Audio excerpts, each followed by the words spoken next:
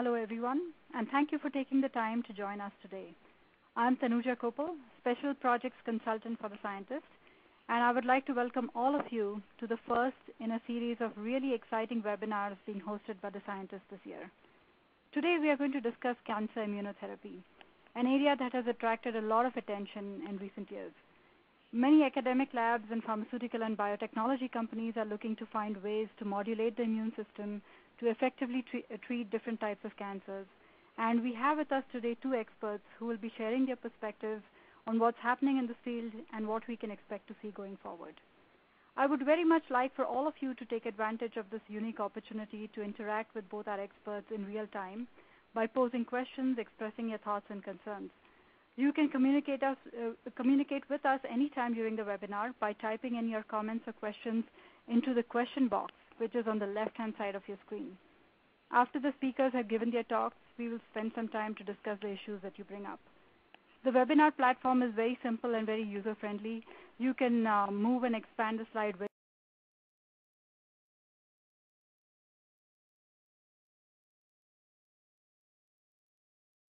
window if you have trouble viewing some of the text. Today's webinar will also be archived on the Scientist website, and we will be sending you the link to the archive in a couple of days. Please note that you will not be able to download any slides from our website. I would also like to thank our sponsors of this event, Rockland Immunochemicals and Lonza Bioscience Solutions, for their support. Rockland Immunochemicals is a leading antibody manufacturer, and they manufacture the antibodies in their state-of-art facilities and perform rigorous quality control testing procedures to enable that the results obtained are predictable and very repeatable. Lonza Bioscience Solutions also serves customers worldwide in pharma, biotech, and personal care companies. And for cancer research specifically, Lonza offers a broad product portfolio from high-quality primary cells to efficient transfection technologies, and also a wide variety of molecular biology and cell culture tools. So with that, let me welcome our first speaker today, who is Dr. Jedd Wolchok. He is the Chief of the Melanoma and Immunotherapeutics Service at the Memorial Sloan-Kettering Cancer Center. He's also the head of the Swim Across America Laboratory, which is one of the foremost immunotherapy and melanoma research groups in the country. He is the Associate Director of the Ludwig Center for Cancer Immunotherapy and Director of Immunotherapy Clinical Trials. And most recently, he has been appointed the Associate Chair of Medicine and leads the Immunotherapeutics Service. Dr. Wolchok leads Sloan's immune monitoring facility as well, which is dedicated to the preclinical and clinical monitoring of clinical trials of new immunotherapeutic approaches. And he is the PI on many immunotherapy clinical trials that are ongoing at Sloan. So if there's someone who knows a lot about what's going on in cancer immunotherapy, it is definitely Dr. Wolchok, and I'm delighted that he's available to join us today. So welcome to the panel, Dr. Wolchok. Okay, thank you very much. It's a pleasure to be here.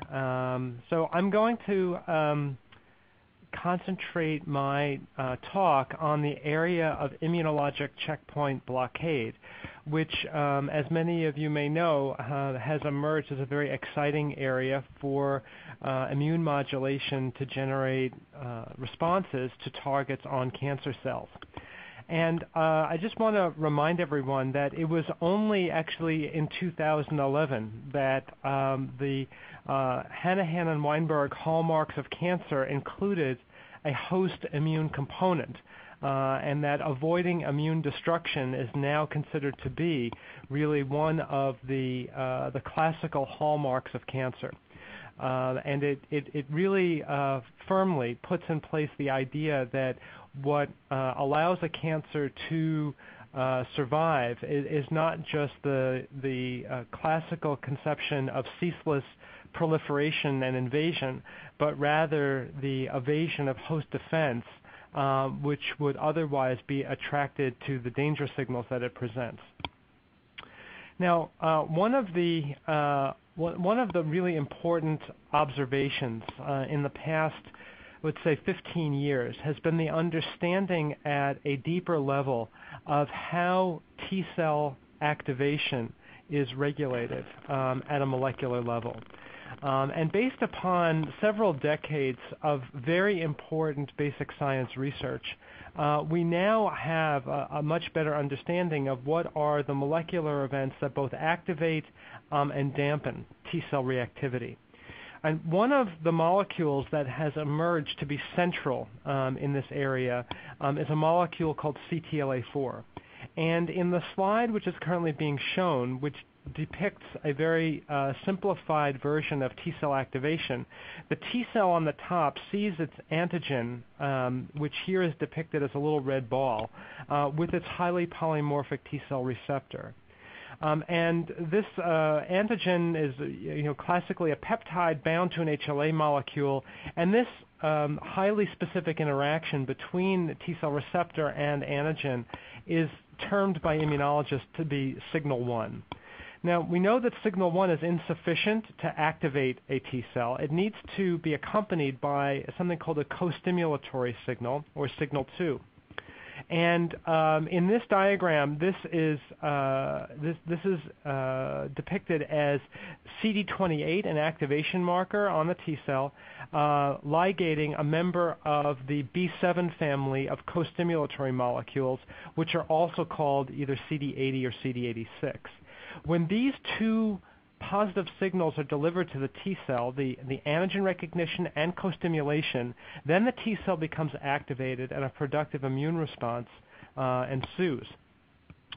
However, almost immediately after the T-cell becomes activated, other events transpire which now serve to dampen the T-cell response. And one of those in this diagram is the movement of that orange fork-shaped molecule, which is CTLA-4, from a site of intracellular stores into the immunologic synapse, where it serves to dampen the now activated T-cell response in several ways. The first is by acting as a high avidity decoy for CD80 and CD86. So it binds with slightly higher avidity than CD28 does, thereby distracting those molecules from binding to CD28.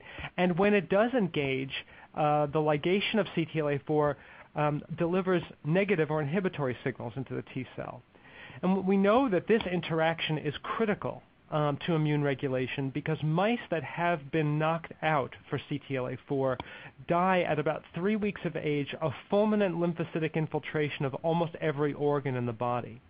So it's clear that CTLA-4 plays a non-redundant role in controlling overactivation of T cells and likely represents a means to control autoimmunity and also to control hyperproliferation of T cells.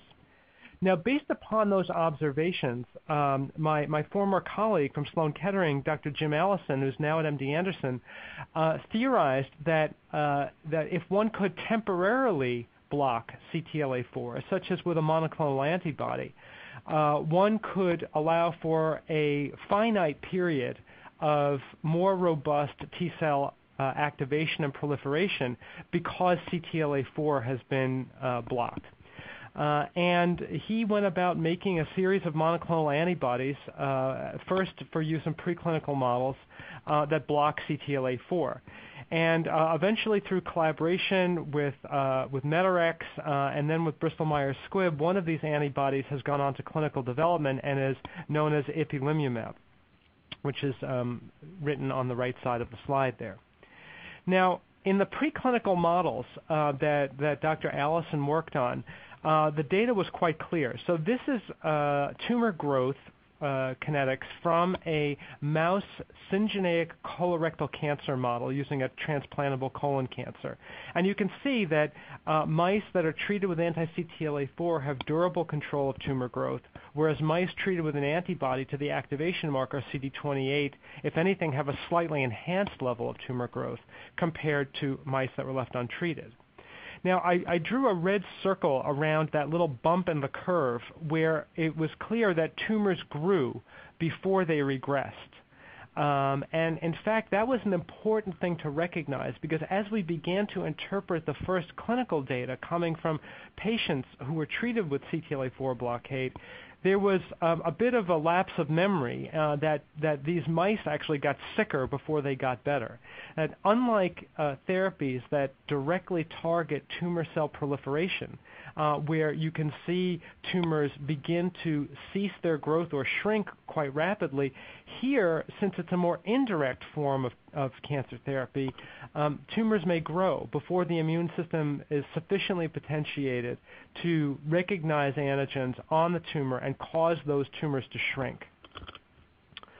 Now, in the next slide, you can see that as opposed to in the colon cancer model, which I just showed you, in the mouse systems, the use of anti-CTLA-4 by itself really did not yield very much when a mouse model of melanoma was used.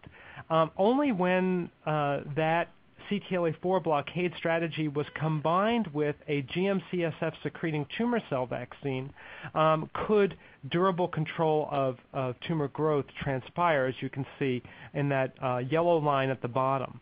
And so herein lies, a very important lesson that these animal models were in fact very predictive of the fact that CTLA-4 blockade would have activity in potentiating tumor immunity in human cancer patients, but in fact the disease where CTLA-4 blockade seems to have shown the most robust activity so far in melanoma, in the mouse model it really didn't show much by itself, only when it was combined with a vaccine.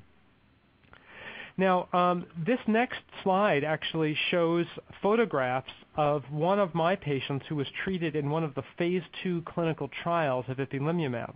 And you can see that this is a bit of a dated picture, dates back over 7 years, but this patient came in with the anterior surface of the thigh completely covered with infiltrating dermal and subcutaneous nodules, as well as a large pelvic mass, which you obviously can't see.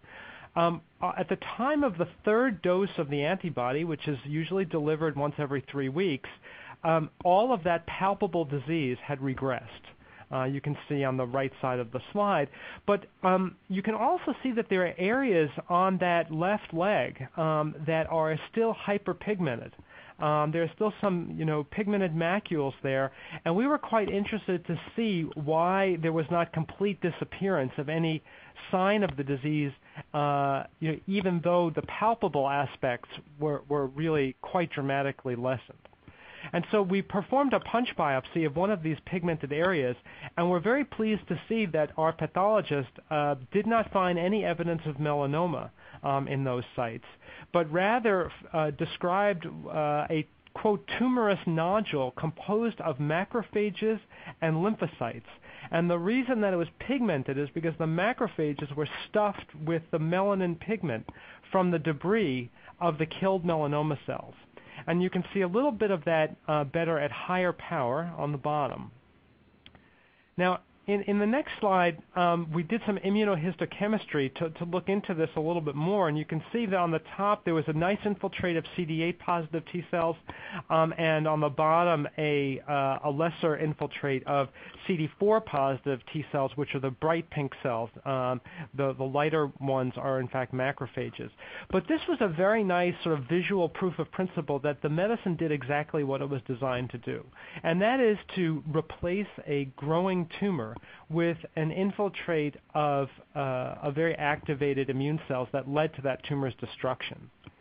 Now, patients like this were really responsible for the fact that in a phase 3 clinical trial, which compared Ipilimumab alone to a GP100 peptide vaccine to the combination of the two, in that trial, the two groups that received Ipilimumab, and these are, again, are all patients with metastatic melanoma who had not had an adequate response to prior therapy and were randomized to one of these three groups.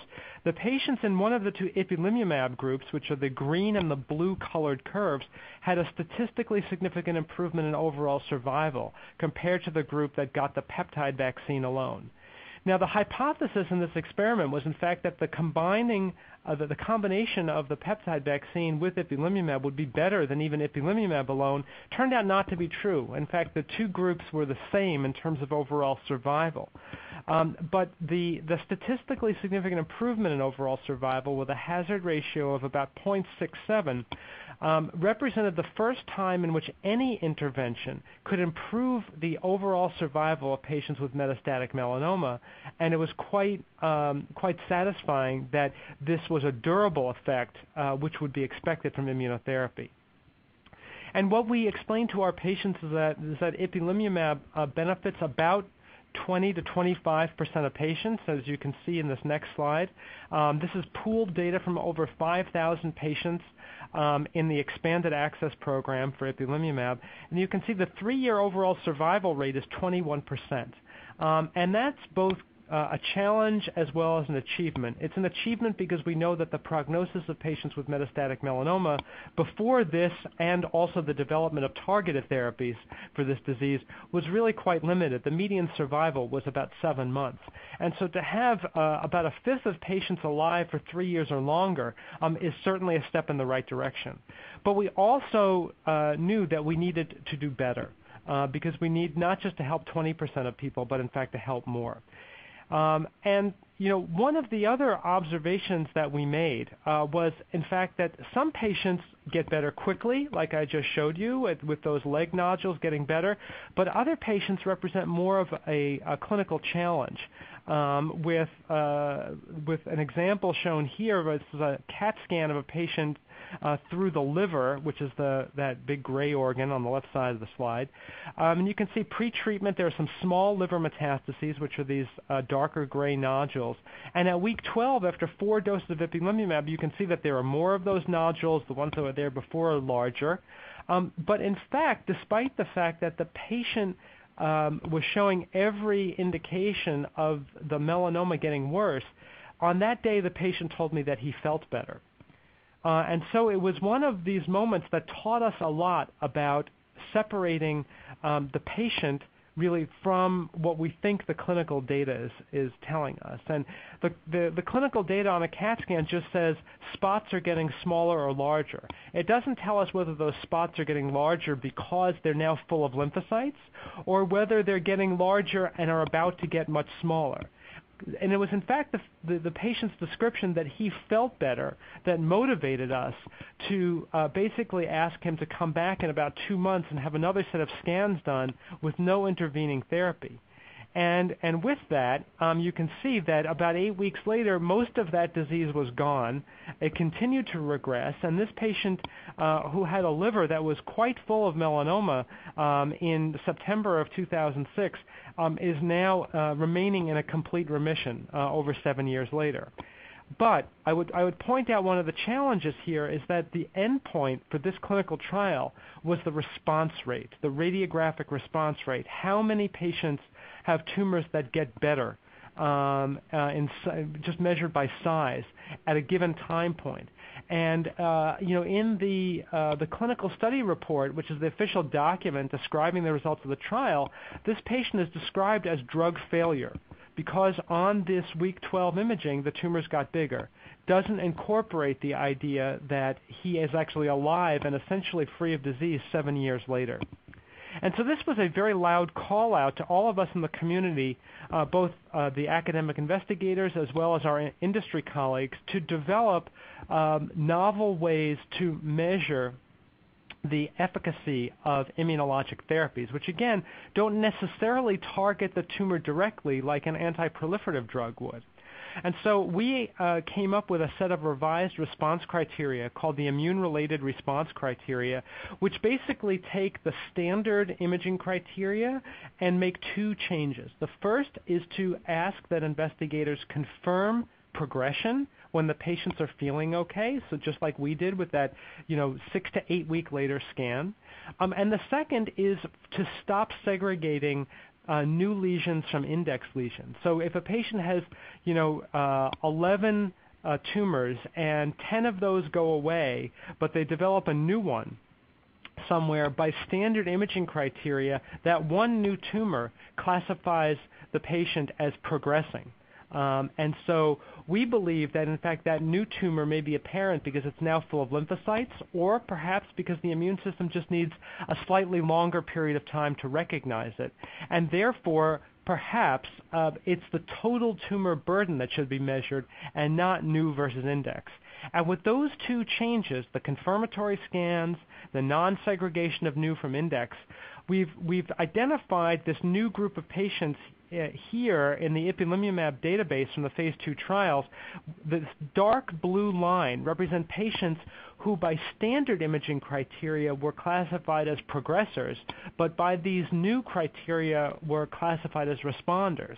And you can see that their overall survival is very similar to the patients on the turquoise line at top, which are the patients who had tumors that got better at that first imaging time point. So this is one important lesson that we learned.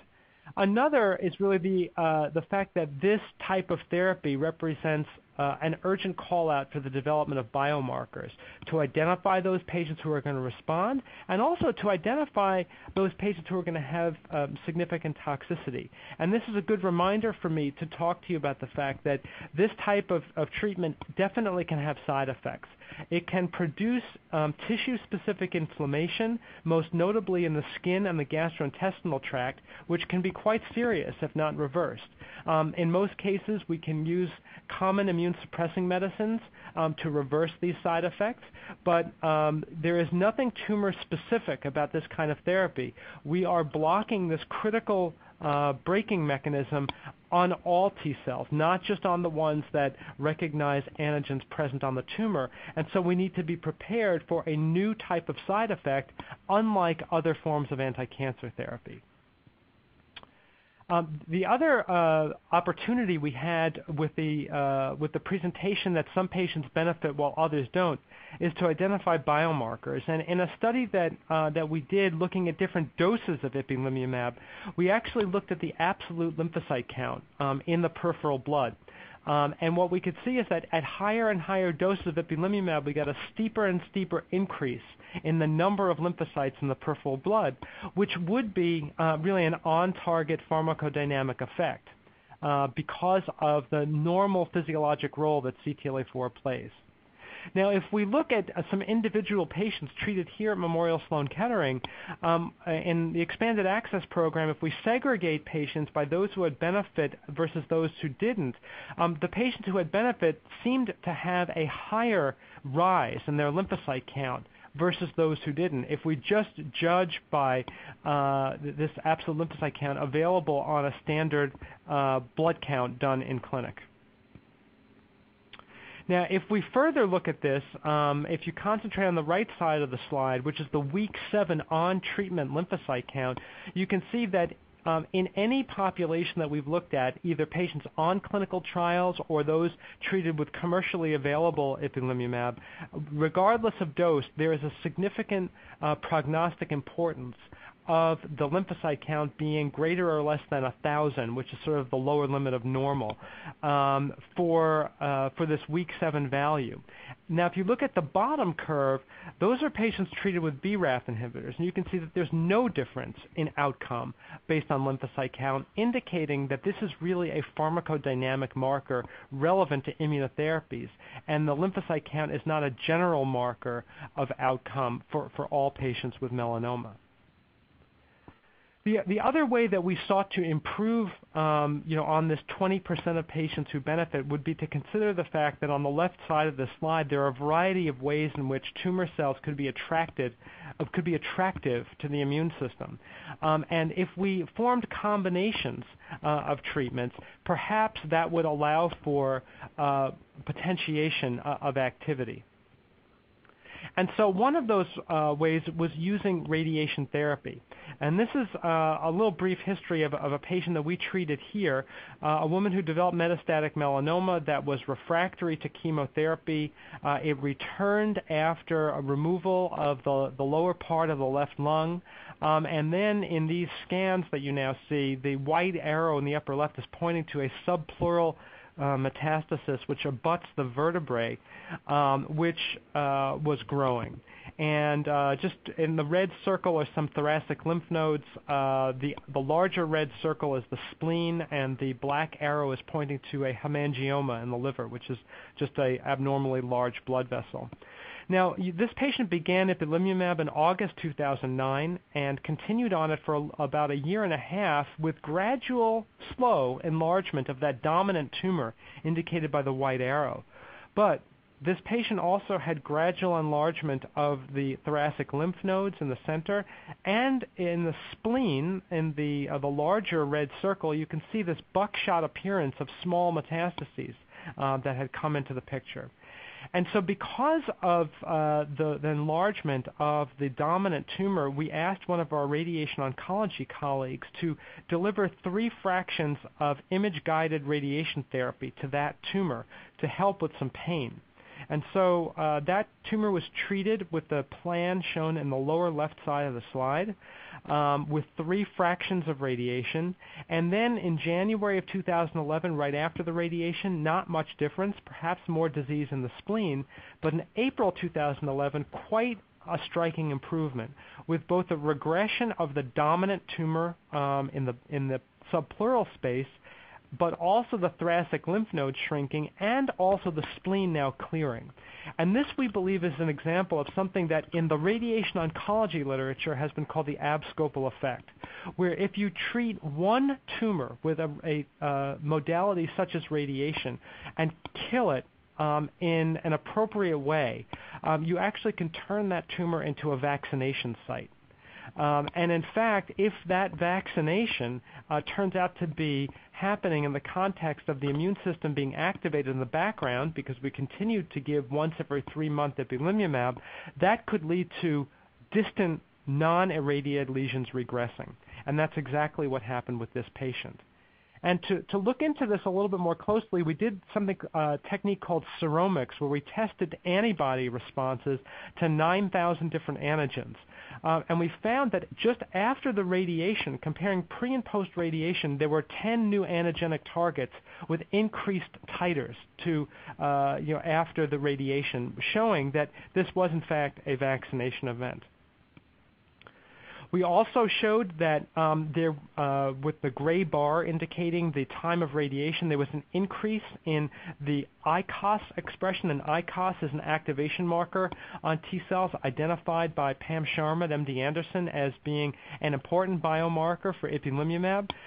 You can see that at the beginning there was a very robust increase back in 2009 in ICOS on CD4 cells, but after the radiation there was another nice increase as well. And similarly, we had other signs of T-cell activation with upregulation of the MHC class II molecule, HLA-DR, on T cells, as well as a decrease in myeloid-derived suppressor cells, all happening right after the radiation event took place. And I should say that that led to several now ongoing clinical trials combining radiation therapy with either CTLA-4 blockade, and some colleagues from Oregon have had similar results using high-dose interleukin-2, another immunotherapy. Now, as many of you know, there's now another checkpoint pathway which is receiving a lot of attention, and that's the PD-1 pathway. PD-1 stands for programmed death 1. It's a molecule that is expressed on exhausted T cells, first at the time of activation and then remaining up in T cells once they're exhausted. And interestingly, when PD-1 binds to one of its ligands, PD-L1 or PD-L2, it can actually lower the threshold for apoptosis of T cells. And tumors have sort of co-opted this pathway by expressing PD-L1, the ligand for PD-1, on their surface as a means, in fact, to protect themselves against immune attack. So if you were a tumor cell, what better way to protect yourself than to have the ability to lower the apoptotic threshold on a T cell that's coming at you trying to kill you? And so what's happened over the past few years is literally an explosion of agents that are able to block either PD-1 or PD-L1. And we have, emerging data for many of these molecules. One of them shown on this slide, Nivolumab, is a PD-1 blocking antibody. There is another PD-1 blocking antibody called MK3475. There are 2 PD-L1 blocking antibodies for which we have clinical data now. There's Medi-4736 and MPDL3280, and then there is another PD-L1 blocking antibody as well in early clinical trials from EMD Serono. So now we have many large pharma companies, Bristol Myers Squibb, Merck, MedImmune, Genentech. There's another smaller company, CureTech, which has a molecule called CT11 as well, all focused on this one pathway, which really gives us who've been in this field a lot of support for exploring new approaches to immunotherapy of cancer. And with good reason, because if you look at some of the earliest data for nivolumab, this is looking at patients with melanoma treated with this antibody. This was data from ASCO last year.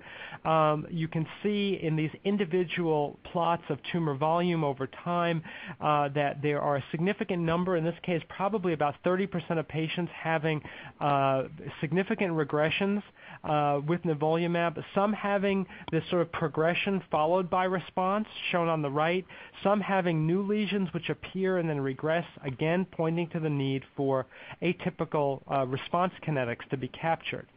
And so, again, we see durable responses here with a second form of checkpoint blockade. I think more than anything else, the data that has opened the doors most widely to immunotherapy of cancer has been this data, which is using nivolumab in patients with non-small cell lung cancer. Because for way too long, immunotherapy was considered to be applicable in only melanoma and kidney cancer, and thought to really not have a role in more frequently observed malignancies. But here we see that 20-30% of patients with advanced refractory non-small cell lung cancer having durable responses to PD-1 blockade, and this is very similar to data that has been generated with other PD-1 blocking antibodies as well as PD-L1 blocking antibodies. Now, the side effects of PD-1 or PD-L1 blockade are distinct from CTLA-4 blockade. We don't see so much of the diarrhea or the dermatitis.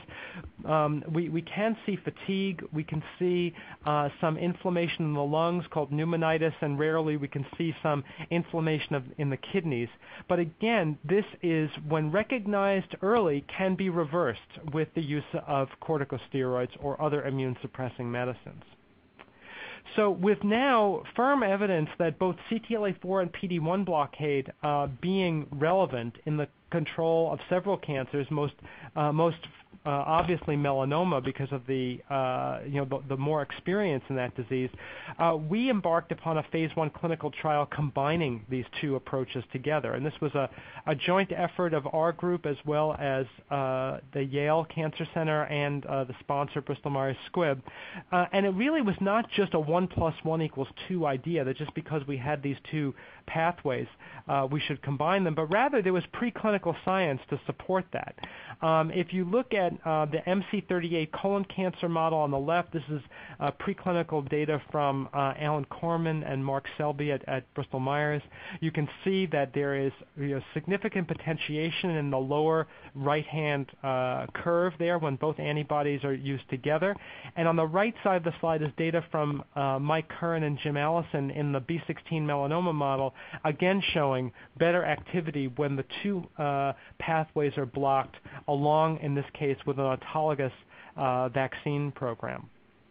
So we performed this phase 1 clinical trial and reported the results about 9 months ago, where we had patients that were treated either concurrently with CTLA-4 and PD-1 blockade or sequenced. And patients got CTLA-4 blockade with Ipilimumab, and then if they did not have a satisfactory response but did not have high-grade toxicity, they could quickly move on to receive PD-1 blockade with nivolumab. And the data for the patients treated in the sequenced fashion with nivolumab after Ipilimumab is shown in this waterfall plot, where the lines going down represent the improvement in the tumor burden. And you can see that there are a significant number of patients who have a reduction in tumor burden. The black lines represent patients who actually had growth after Ipilimumab. So here we see that blockade of CTLA-4 is distinct from blockade of PD-1 in terms of clinical outcomes. Just because a patient doesn't respond to CTLA-4 blockade doesn't mean they won't respond to PD-1 blockade. And this is a great source of hope to many patients. And this data is very consistent with data generated using the Merck antibody as well. Now, when we provided the two antibodies together, we actually saw that overall, about 40% of patients had an objective response, and some patients, as you can see here, had a greater than 80% reduction in the tumor burden, with some patients having complete responses with the combination of the two together.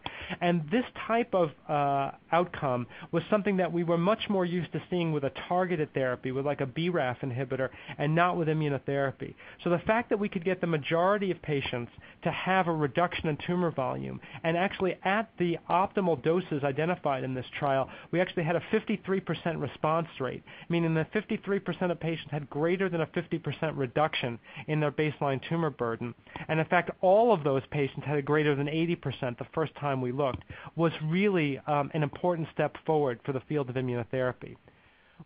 This just shows at the optimal dose level the steep decline in tumor burden shown on the left side with durable responses, and one example patient there showing numerous tumors getting better by the first imaging time point at week 12. The overall survival in a preliminary analysis looked quite good, with a 1-year survival of 82%, which, with all the caveats of cross-trial comparison in a small group, does make us optimistic about the phase 2 and phase 3 data, which are currently being generated in larger clinical trials looking at the combination. Now, we looked a little bit at the biomarkers for this combination therapy, and as many of you may know, the expression on the tumor of the PD-L1 protein is considered to be a relative indicator of likelihood of response. And you can see for nivolumab monotherapy, there's a much higher likelihood of response if the tumor expresses PD-L1, but importantly, it's not zero if the tumor doesn't. So this pays adequate respect to heterogeneity. Just because you biopsy one tumor doesn't mean all tumors look like that. And also the fact that PD-1, PD-L1 interactions happen outside of the tumor microenvironment. They happen as part of normal physiology between the antigen-presenting cell and the T cell. And so there can be immune potentiation even if the tumor doesn't express PD-L1. But if you look in the center with the combination of the two, the response rates are the same. For the combination, whether or not the tumor expresses PD-L1, suggesting that the provision of Ipilimumab could allow for overcoming an obstacle to response to nivolumab as a PD-1 blocking antibody by itself. And in the sequence cohort, which is nivolumab alone, you can see looks very similar to nivolumab monotherapy. The other thing we looked at with the combination was, again, the absolute lymphocyte count as the biomarker, and as opposed to Ipilimumab, where that absolute lymphocyte count is a strong indicator of outcome measured on treatment at week 7, with the combination, it really did not have any meaning, indicating, again, that the provision of the second antibody can allow for overcoming a biomarker challenge to the other. So I'm going to just finish up and remind everyone that the success of PD-1 and CTLA-4 blockade using all these antibodies has opened the door widely to exploring other both positive and negative pathways as potential avenues to immune modulation against cancer. You can see all these in that slide. And these are my summary points, and again, pointing to the idea in that last bullet point that combination therapy, whether it's immune therapies with other immune therapies with therapies that target the tumor directly, are likely going to be the norm in the future. And I'd like to thank, again, the organizers for giving me the opportunity to present, and I'm going to turn this over to Tibor now. Okay. Thank you, Dr. Wolchok, and thanks to all of you who have sent in all your questions. Please be patient. After Dr. Keler gives his talk, we will address some of those issues. Also, a quick reminder that the webinar will be archived on the Scientist website, and so if you have missed part of the event or if you want to go back and review the slides, you can definitely do so by clicking on the link that will be sent to you via email in a couple of days. And you can also pass along that link to others who you think may be interested in this topic. But please note that you will not be able to download any slides from our website.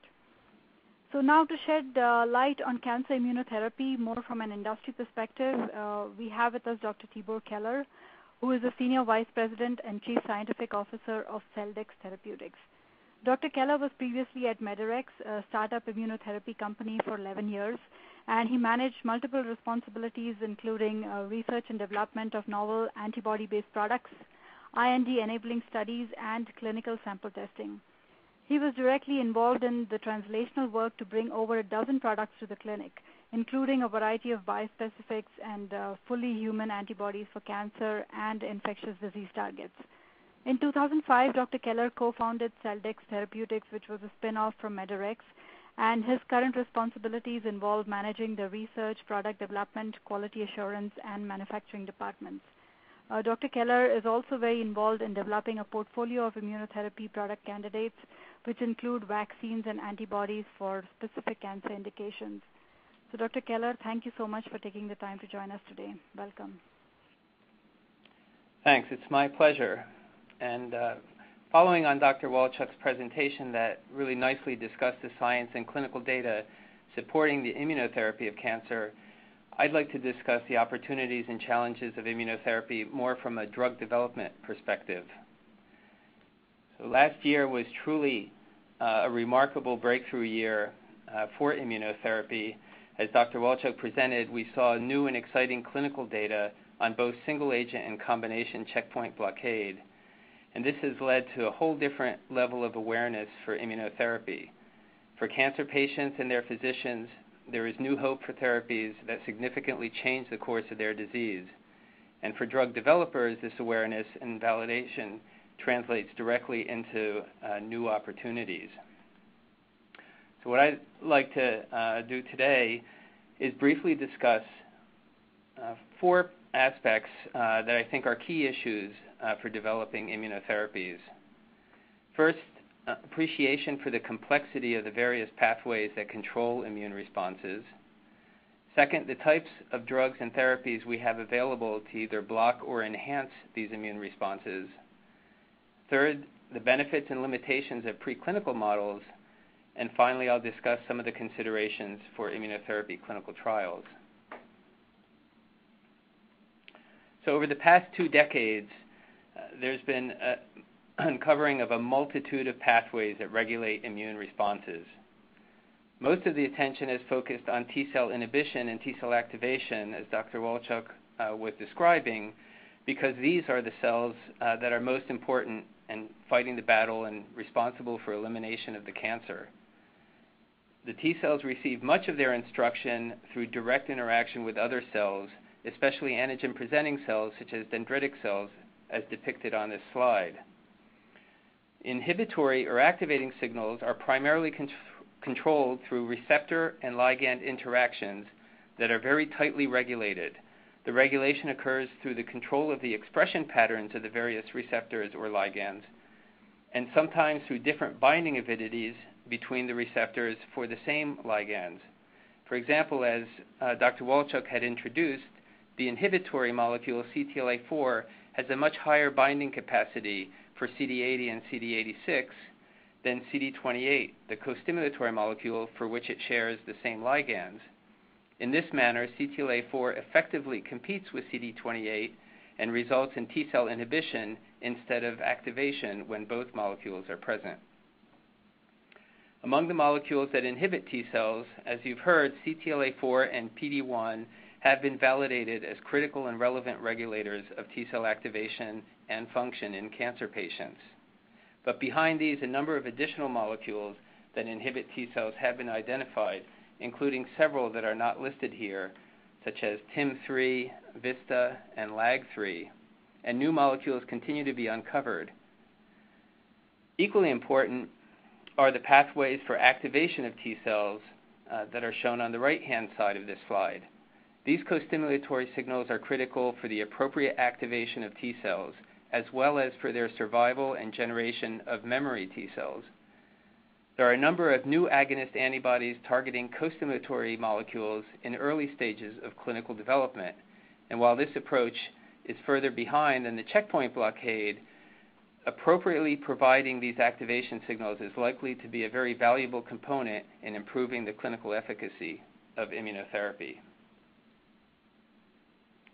So there are several other pathways that are also critical in shaping the immune response, and some of those are presented on this slide.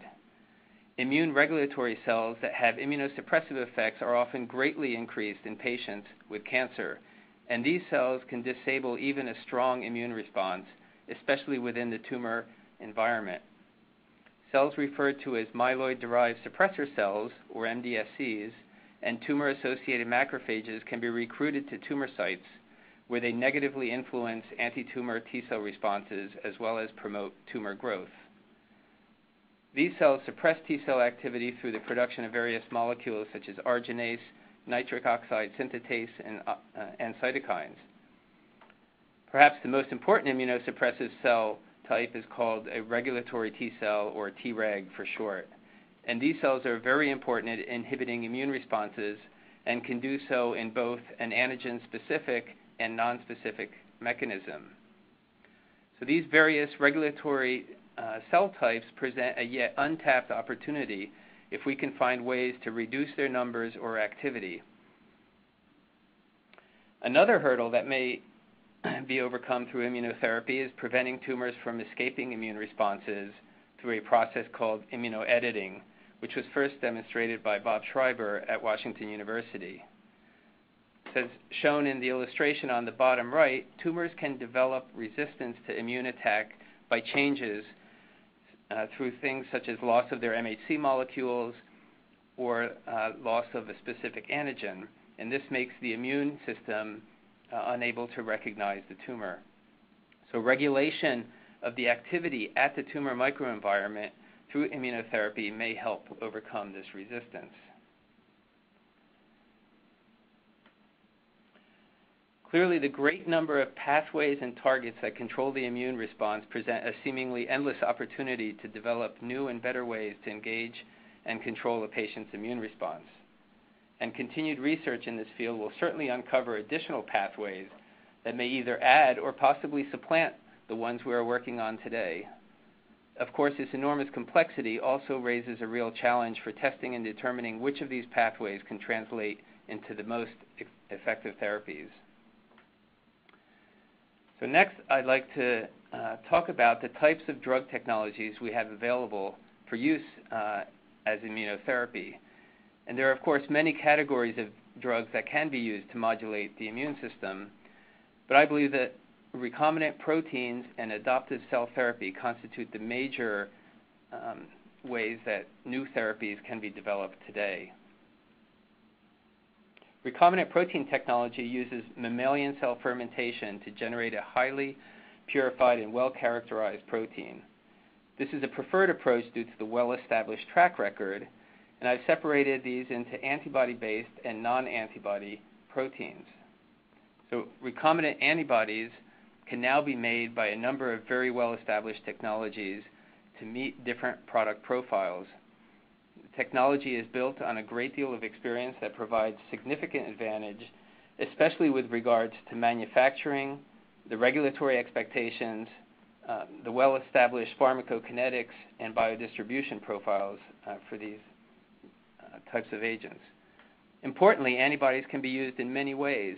They can simply block a receptor-ligand interaction, which may be desirable, for example, for checkpoint blockade, or they can be selected for agonist properties that simulate the natural ligand and activate co-stimulatory receptors. Antibodies can also engage Fc receptor-bearing cells to elicit effector functions, such as antibody-dependent cellular cytotoxicity or phagocytosis. Recently, there's been a significant advancement in how to alter the activity of immune-modulating antibodies through specific modifications. So, for example, increasing or decreasing interactions with Fc receptors through specific mutations can alter the activity profile of these antibodies. And a lot of work is going into understanding how to maximize the potential for these antibodies through these specific mutations. Other modifications include the use of bispecific antibodies, which can engage two targets simultaneously, as well as the use of antibodies or parts of antibodies in fusion proteins with other molecules. The non-antibody-based proteins are generally representing native molecules such as cytokines or receptor ligands that can also be used to modulate specific immune pathways. But I have to point out that some of the most exciting immunotherapy data has come from the use of cell-based therapies. While the process of adoptive cell therapy has been used for decades, the recent advancement of using engineered T cells are creating the most excitement. There are various ways to engineer T cells, and each of these approaches aims to modify a patient's T cells in the laboratory so that every T cell is now programmed to be able to kill cancer cells. After expanding these cells to large numbers, they are given back to the patient. And early clinical trials have generated unprecedented clinical data, particularly in certain types of lymphomas or leukemia.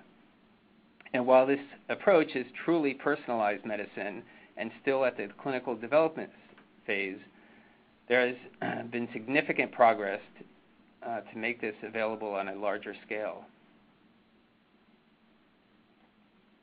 So here, I believe the opportunity to build off the various validated technology platforms is really significant, especially as many of the proprietary technologies are becoming more widely available due to the expiration of patents. Here too, the challenge is selecting the right choice from the large number of options, as most laboratories will have limitations defined by their capabilities and resources.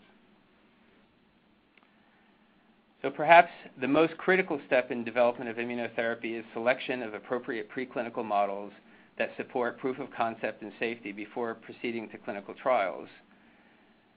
And some of these methods were introduced in Dr. Wolchok's discussion. If these models are not appropriate, then one may overlook a very valuable target or proceed to clinical studies with a molecule that's either inactive or unsafe. So both in vitro and in vivo models have been well established for demonstrating the mechanism of action, the efficacy, safety of immune-modulating drugs. And the benefit of the in vitro studies is that they typically use human cells and often freshly derived cells that allow for careful analysis of direct drug interactions. With today's improved methods of isolating pure cell populations, as well as reagents and methods for monitoring the phenotype and the function, one can define cellular effects on individual cell populations as well as on complex cell populations. So in vitro testing can really go a long way towards defining the activity and potential safety concerns, and these studies are part of the required data by regulatory agencies before proceeding to clinical trials. For in vivo testing, mouse models are the standard. Mice bred for laboratory purposes have a uniform genetic background, and there are many strains available that have specific genetic backgrounds for establishing or confirming the mechanism of action of a drug.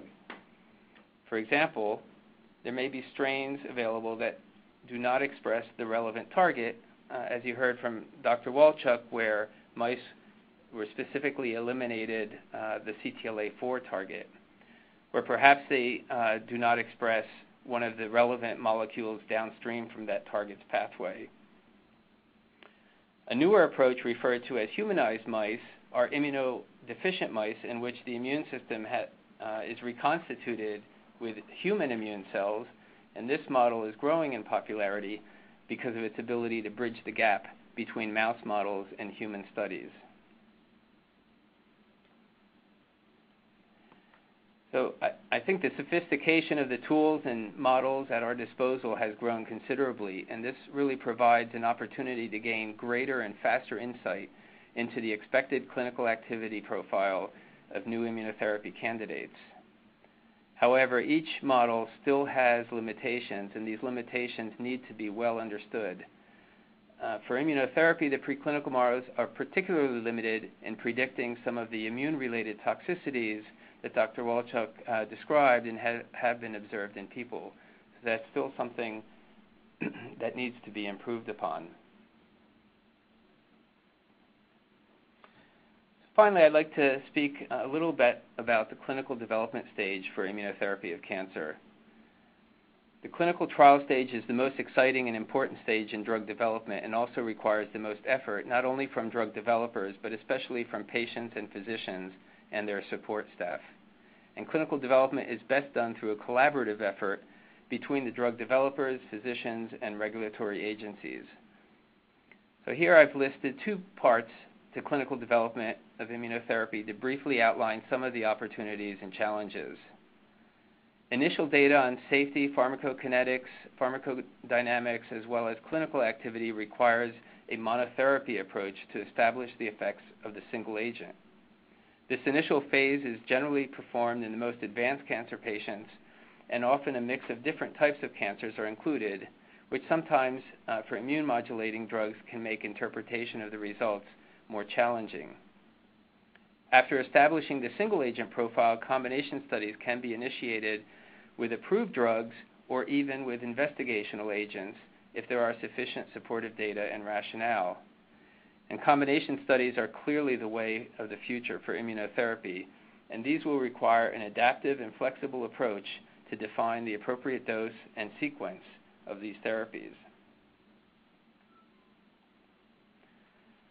So with the current enthusiasm around immunotherapy, both clinicians and patients have a growing interest in participating in immunotherapy trials. And the potential for new combination approaches that may have synergistic activity is creating a tremendous opportunity for the development of new compounds and a great importance in conducting clinical studies. One of the key challenges is that we still lack sufficient good biomarkers that can predict patient outcome.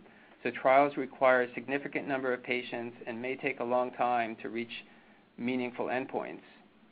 I'm hopeful that the biomarker correlations will be one area with great progress in the near future. An additional obstacle we have faced is access to new therapies for combination studies before they are approved and available through the pharmacy. But today there appears to be a growing collaborative spirit, even among competitive companies, to participate in combination studies with investigational agents. So I've tried to convey some of the key points in developing new immunotherapy drugs. The progress that has been achieved so far is irrefutable, and now we need to work on improving the number of patients and the types of cancers that are effectively treated with immunotherapy. Unlocking this potential will require additional immune modulating drugs that work or target various points in the immune response, and surely will be provided using combination regimens. So thanks, and I look forward to your questions. All right. Thank you, Dr. Keller. Yes, let's directly go to the questions because we have a lot of them to cover. Dr. Wolchok, you mentioned seromic analysis or seromic profiling, and I think there are a lot of questions about that. People want to know, whether it involves epitope spreading, and how valuable do you see this analysis and biomarker discovery for non-responders in particular? So can you shed some light on that technique? I think that's a great question. I think that it doesn't necessarily represent an opportunity to select responders, because I think patients can still have epitope spreading or potentiation of a pre-existing immune response or even a seroconversion, even if they don't have a response. We think it's potentially a tool for novel target discovery, but we do see in very general terms that patients who respond to CTLA-4 blockade as our first effort really, do have more targets recognized, both intramolecular and intermolecular. Mm-hmm. Okay, thank you. And I'm going to read out the questions, and some of them specifically relate to what you have covered in your talks, but even so, if you have an answer or if you have some advice, please feel free to chime in. So I think this is based on what you had talked about, Dr. Keller. So will the question is, will the anti-co-stimulatory therapies actually have feedbacks on the co-stimulatory pathways? And will the feedback eventually decrease the therapeutic effects? the blocking antibodies? What do you think? So I'm not sure I understood the question completely with regards to this feedback. I certainly think that we expect and we have shown in preclinical models a cooperation between the co-stimulatory pathways as well as the inhibitory pathways. So blocking the inhibitory pathways, which is often referred to as taking the foot off the gas, together with actually co-stimulation, activating these cells, or taking the foot off the brake, I should have said, and stepping on the gas with the co-stimulatory molecules has shown very good cooperation. But I'm not sure if that was the intent of that question. Okay. I think that will be fine, and people can, just clarify the questions further if they feel that the answer is, not sufficient. There are a lot of questions that have come in about combination therapies. So I think the first question is, why are these combination trials more successful? So if you're referring to specifically the combination of CTLA-4 and PD-1, I think we are awaiting the results of prospectively randomized trials that compare the combination to each monotherapy. So it's a little bit too soon to conclude that the combination therapy is better, than the monotherapy. But if it were to be the case, then one possibility would be that the provision of, say, CTLA-4 blockade could allow for some initiation of inflammation at the tumor site, as well as lymphocyte proliferation, where that could help the PD-1 blockade to be more effective. So I think it's a little bit early to make a conclusion about the combination, but there are also other combinations that I mentioned, and those were more anecdotal things like the radiation therapy, where the radiation could be purported to have several effects. One would be killing tumor cells, allowing for release of antigenic debris, as well as a change in the microenvironment that would allow for more effective trafficking of both T cells and antigen-presenting cells. Sure, thank you. And is that your perspective as well, Dr. Keler? Yes. Yes, absolutely. So I think we should wait for the clinical data to prove it out. But I think as we understand better all of the different mechanisms involved in controlling immune responses, and specifically immune responses to tumors, there's a great deal of rationale for appreciating that in order to have a benefit in the larger population of patients where different aspects of the immune response may be what's limiting in that particular patient, that combination approaches will ultimately work on the broader population, and perhaps also in different cancer types than have been effectively treated with immunotherapy so far. Okay. And as a follow-up to that, how do you actually go about selecting a rational combination therapy? Is it really the preclinical data that drives it, or do you think the clinical or biomarker studies will be more relevant in determining which ones to combine? Well, I think that some of the combinations are really driven off the preclinical understanding of what the pathways are that they operate on. That if there's a therapy that activates effector T cells and then another one that seems to deplete regulatory T cells, those would be very, very rational to combine. But honestly, some of the combinations moving forward are going to be based on some of the correlative science that we're now doing as a community to try to identify what the T cells look like in a tumor that is not responding, and trying to block pathways that are found to be expressed on T cells that are in a tumor, say that's in a patient treated with anti-CTLA-4 that isn't responding. Sure.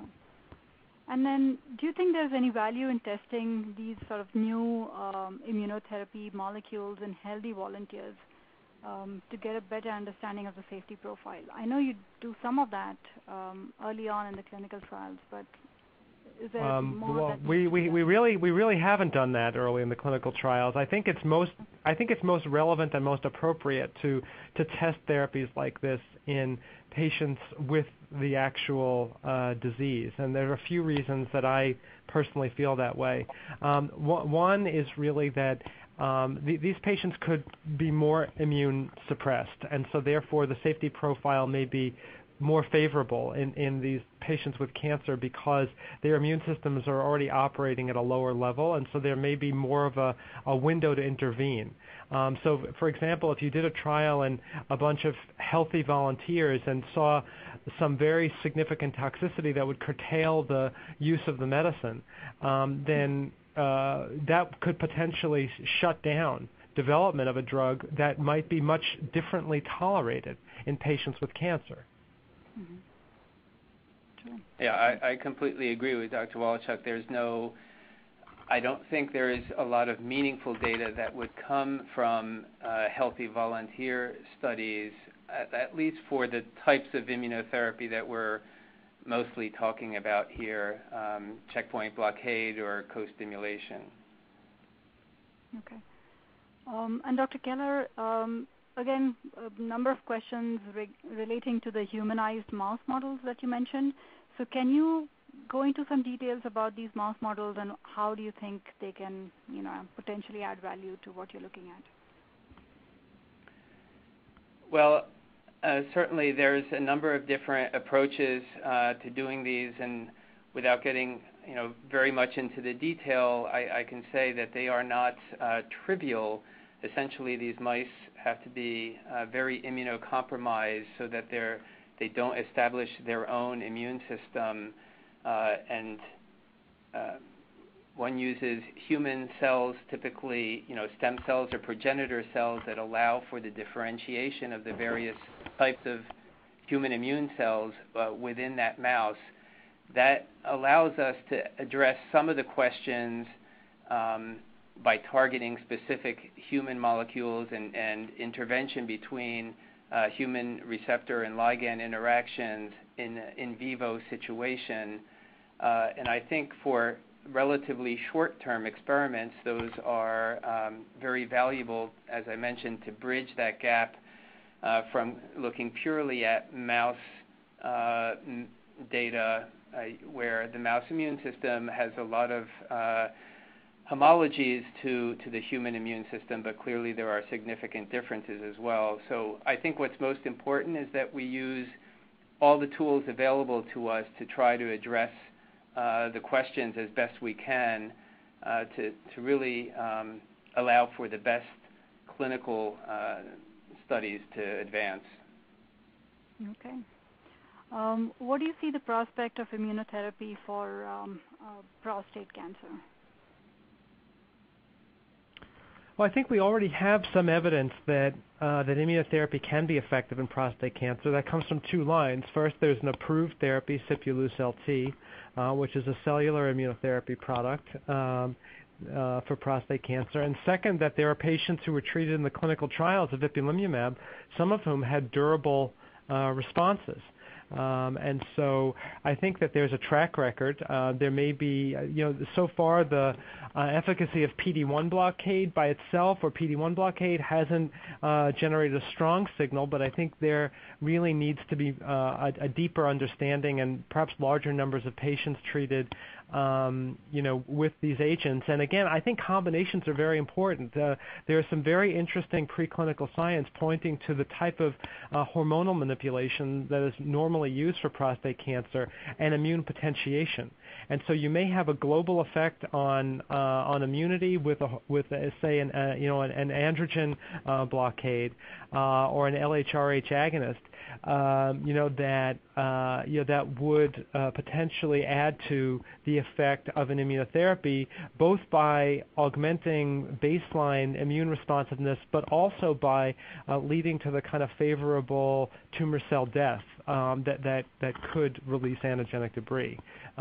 So I think that there's a lot of opportunity in prostate cancer. There just needs to be additional clinical trials looking at different combination approaches. And how is this drug, the Ipilimumab, how is it actually administered? Is it injectable? Ipilimumab is an intravenous infusion. It's given over 90 minutes, once every 3 weeks, for a total of 4 doses. I see. And do you think the drug expands any subset of Tregs? Quite the contrary, actually. There's some emerging data that CTLA-4 blockade may in fact cause a depletion of Tregs, specifically in the tumor microenvironment. I see. And Dr. Wolchok, going back to your radiation study, in which cell types was the MHC2 increased after radiation? It was on T cells. It was on T cells. Yeah. Okay. And then I think another question for you is, did you see any synergies between anti-PD-1 or the CTLA-4 with anti-TIM3 or LAG-3? The anti-TIM3 and anti-LAG. Well, first of all, anti-TIM3, to my knowledge, has not entered clinical trials, and anti-LAG-3 is just entered clinical trials as a monotherapy. There's preclinical data that anti-LAG-3 and anti-TIM3 would be very rational combinatorial partners for PD-1 blockade, but those have not yet reached clinical trials. Okay. And then here are some just sort of broad-based questions. So do you think, like, using immunotherapy, what impact is it going to have on the patient's immune system and their ability to ward off other infections? It's a great question, and I don't think we know enough yet about that. I don't know. I'll see if Tibor has any ideas. Well, I think there's less concern about the effect of most of these therapies on infections versus the potentiation of more autoimmune type effects, but I do think it's going to be dependent on each type of immunotherapy, and then also when they're combined, what that results in. So, and this is probably the most difficult aspect to model preclinically. So we really have to wait for the clinical data to answer those questions. So then, I guess a follow-up to that will be: do you see any potential for developing therapies that target tumor-specific T cells and Tregs? So that you can minimize some of those autoimmune side effects? I think that would obviously be a goal. I don't yet know that other than adoptive transfer of tumor-specific T cells, we have the ability to deliver a completely cancer cell-specific immune therapy yet. But I mean, adoptive transfer of either CAR-positive T cells or T cell receptor transgenic cells, or in fact just expanded tumor-infiltrating lymphocytes would be the best way to answer that question. I see. Have any of the trials included ocular melanoma patients? Yes. Ocular melanoma patients can respond to CTLA-4 blockade. It seems to be a bit less frequent than in patients with cutaneous melanoma, but we have certainly seen some patients respond. And there are now patients being treated with PD-1 blockade for ocular melanoma. Again, the number of patients who respond, given just very preliminary data, seems to be lower in ocular compared with cutaneous melanoma. Could you use specific antibodies to block circulating cytokines in the blood, which promotes tumor cancer progression?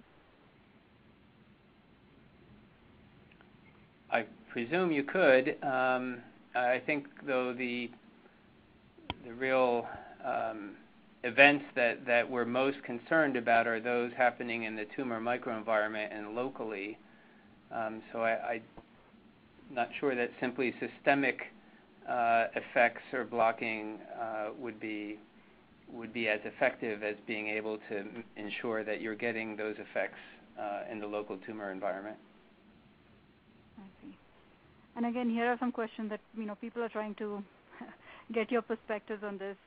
Is it possible? What do you see? A future benefit of targeting the direct lymph nodes, so like a lymph node vaccination. Do you see any potential there? So I think that has already been done in a number of circumstances. I don't think they've been done in the kinds of trials where one can really compare well whether immunization in the lymph node versus in the skin, for example, leads to much different outcomes. Certainly there's a theoretical rationale for that approach,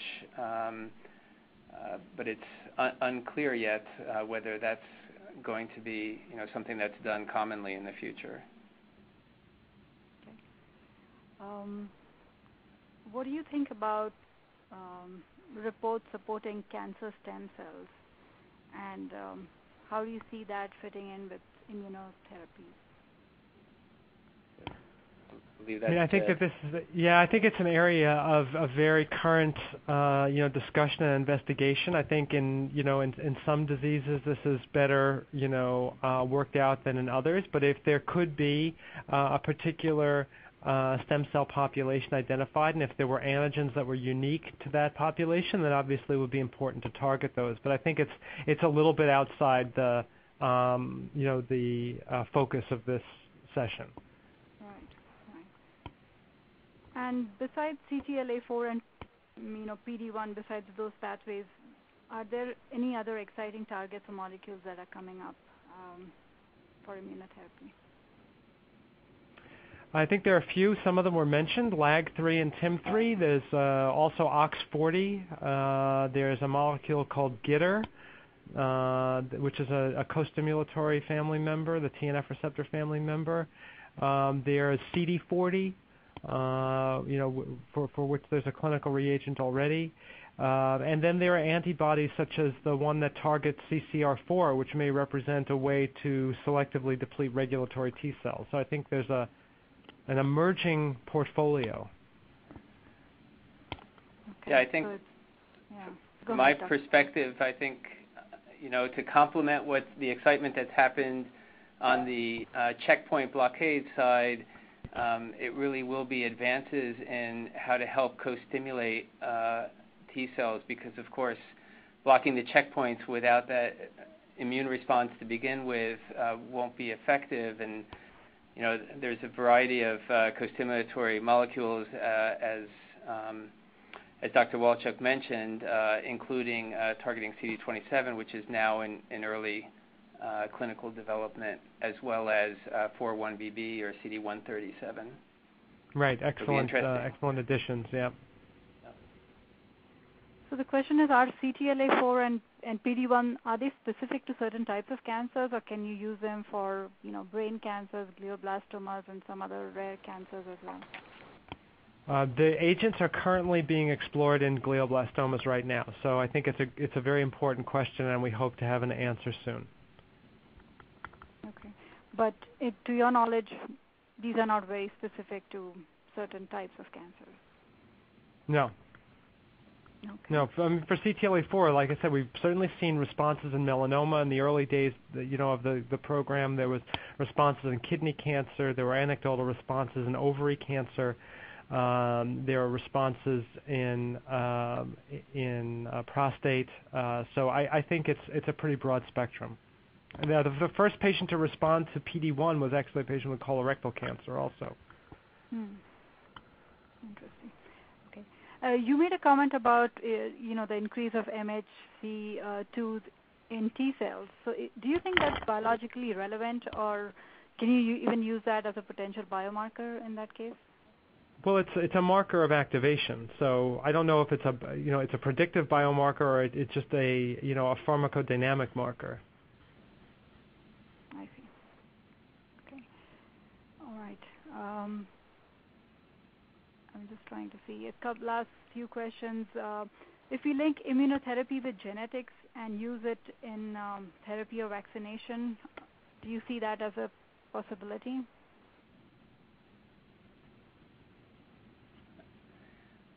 Not sure exactly, again, what the question is getting at, but genetic profiling, if that's the source of the question, is something that I think is really important for us to help identify those patients that have the best opportunity to respond and give us clues in terms of what biomarkers we can use in the future for patient selection. As far as the vaccination, it's always helpful, of course, to understand whether or not the patient's tumors are expressing the relevant antigens which you're vaccinating against. So we certainly incorporate diagnostic testing on the tumor samples to understand what antigens are present. Okay. All right. Well, the questions keep coming, but I have to end with this last question. Is there a way for us to make immunotherapy more potent? Are there ways to express certain antigens or other kinds of subtle manipulations that we can do to make sure that immunotherapy becomes more potent and I guess also safer? I think that we outlined a couple of areas for making it more potent through combinations. Making it safer, I think we just have to learn more about these different pathways to know which ones are most relevant and yield the best risk-benefit profile. Sure. Dr. Keler, last thoughts?